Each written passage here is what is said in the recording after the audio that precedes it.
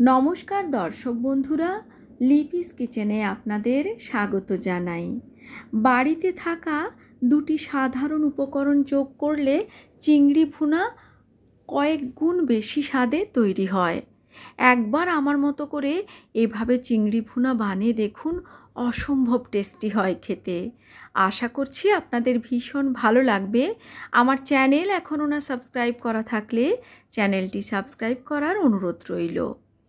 আমি এখানে গলদা চিংড়ি নিয়েছি চিংড়ি ভুনা বানানোর জন্য, তবে যে কোনো চিংড়ি মাছ দিয়েই কিন্তু চিংড়ি ভুনা বানিয়ে ফেলা যায়।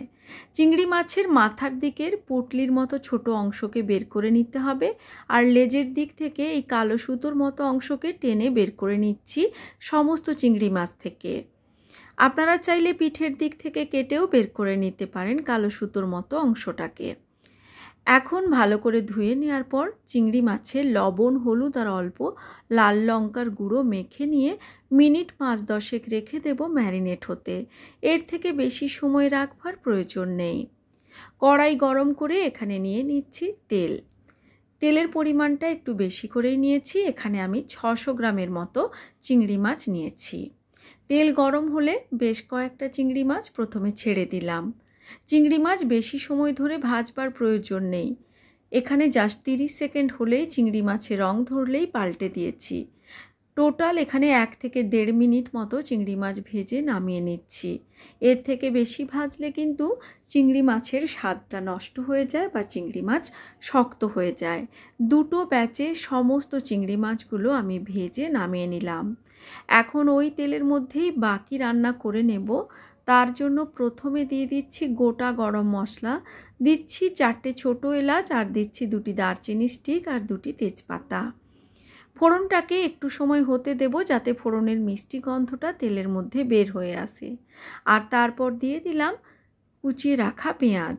এখানে 2টি বড় সাইজের পেঁয়াজ যোগ করে ভালো করে নাড়াচাড়া করছি যাতে করে পেঁয়াজে একটা সুন্দর রং ধরে যায়। পেঁয়াজে সুন্দর সোনালি রং ধরলে এখানে 2 চামচ আদা রসুন বাটা দিয়েছি। লো ফ্লেমে মিনিট 2 নাড়াচাড়া করার পর 1 চামচ ধনে গুঁড়ো, 1 চামচ জিরে গুঁড়ো, 1 চামচ লাল লঙ্কার গুঁড়ো, হাফ চামচ হলুদের গুঁড়ো আর 1 চামচ ভর্তি করে দিলাম কাশ্মীরি লাল লঙ্কার গুঁড়ো। গুঁড়ো মশলাগুলো দিয়ে ভালো করে কষাতে হবে। তবে এই পর্যায়ে আমি অল্প অল্প গরম জল যোগ করে করে মশলা কষিয়ে নেব। তাতে করে মশলা পুড়ে যাওয়ার যেমন ভয় থাকবে না, তেমনি গুঁড়ো মশলাগুলো বেশ সুন্দর ফুলে যাবে, তাতে করে গ্রেভিটা খুব সুন্দর তৈরি হবে। তো দেখতেই পেলেন আমি অল্প অল্প গরম জল যোগ করে করে মশলাটা কষিয়ে নিয়েছি।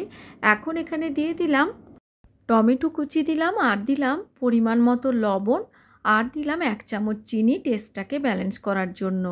এখানে আমি একটি বড় সাইজের টমেটো কেটে যোগ করেছি। লবণ দেওয়ার কারণে টমেটো বেশ তাড়াতাড়ি নরম হয়ে গেছে। এখন এখানে আমি প্রায় 12-14টার মতো কাজু বাদাম জল দিয়ে বেটে রেখেছিলাম, সেটি দিয়ে দিলাম। কাজু বাদাম দিলে টেস্টটাও যেমন ভালো হয় তেমনি গ্রেভিটাও বেশ ঘন হয়। এখন সেই বিশেষ উপকরণ দিয়ে দিচ্ছি। এখানে আমি 2টি বড় সাইজের পেঁয়াজকে বেশ ব্রাউন কালার করে ভেজে বেরেস্তা বানিয়ে রেখেছিলাম। এখন বেরেস্তার সঙ্গে 2 টেবিল চামচ দিয়ে দিচ্ছি গুঁড়ো দুধ আর কুসুম গরম জল দিয়ে ভালো করে একটি পেস্ট তৈরি করে নিয়েছি। এদিকে মশলা ঢেকে আমি ভালো করে কষিয়ে নিয়েছি। মশলা থেকে সুন্দর তেল ছেড়ে বেরিয়ে এসেছে।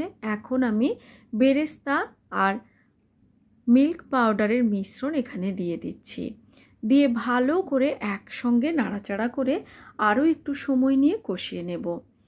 এই বেরেস্তা আর মিল্ক পাউডারের যে মিশ্রণটি আমি দিয়েছি তার জন্য কিন্তু চিংড়ি ভুনার স্বাদ অনেক বেশি ভালো হয়। আপনারা অবশ্যই একবার এভাবে বানিয়ে দেখবেন।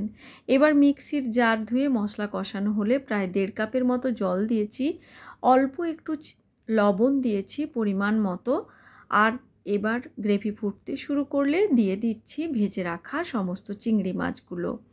চিংড়ি মাছগুলো এখন খুব ভালো করে গ্রেভির সঙ্গে হতে দেব প্রায় 10 মিনিট মতো। 8-10 মিনিট এভাবেই মিডিয়াম লো ফ্লেমে রেখে দেব। এই পর্যায়ে দিয়ে দিচ্ছি হাফ চামচ গরম মশলার গুঁড়ো আর 1 চামচ ঘি। ঢাকনা লাগানোর আগে এখানে কয়েকটি কাঁচা লঙ্কা দিয়ে দিচ্ছি, এতে করে ফ্লেভারটা খুব সুন্দর হয়। তো এখন সমস্ত কিছু গ্রেভির সঙ্গে ভালো করে মিশিয়ে নেওয়ার পর কাঁচা লঙ্কাগুলো দিয়ে দিলাম। এবার ঢাকা দিয়ে মিনিট 10 একদম লো ফ্লেম করে রান্না করে নিয়েছি আর তারপর ঢাকনা খুলেছি। দেখুন গ্রেভিটা কিন্তু বেশ ঘন হয়ে এসেছে আর তেল ছেড়ে বেরিয়ে এসেছে। দেখেই বুঝতে পারছেন আমাদের চিংড়ি ভুনা কিন্তু একদম রেডি। ফ্লেম অফ করার পর ঠান্ডা হলে এটা আরও বেশি ঘন হয়ে যাবে। দেখুন কতটা লোভনীয় দেখতে হয়েছে, খেতেও কিন্তু দুর্দান্ত হয়। আশা করছি আপনাদের ভালো লেগেছে। লাইক, শেয়ার ও কমেন্ট করার অনুরোধ রইল। আজকের মতো এই পর্যন্তই। আবার হাজির হব নতুন কোনো রেসিপি নিয়ে। সবাই ভালো থাকবেন। Thanks for watching.